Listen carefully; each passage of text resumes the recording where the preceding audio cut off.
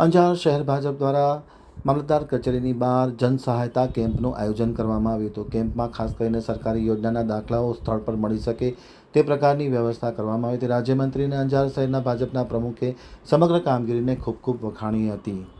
હવે જોઈએ અંજાર આમ તક ન્યૂઝ બ્યુરોનો એક વિસ્તૃત અહેવાલ। અંજાર શહેર ભારતીય જનતા પાર્ટી દ્વારા સર્વ નગરજનોની સુવિધા માટે મામલતદાર કચેરી બહાર જન સહાયતા કેમ્પનું આયોજન કરવામાં આવ્યું હતું। રાજ્યમંત્રી ત્રિકમભાઈ છાંગિયાએ આ કેમ્પની મુલાકાત લઈ જરૂરી માર્ગદર્શન આપવામાં આવ્યું હતું।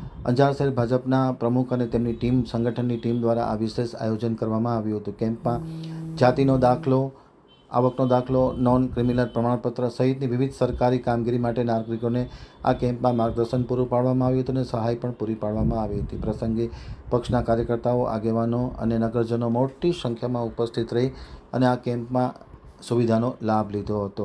રાજ્યમંત્રી ત્રિકમભાઈ છાંગા, શહેર ભાજપના અધ્યક્ષે પણ સમગ્ર કામગીરીને ખૂબ વખાણી હતી।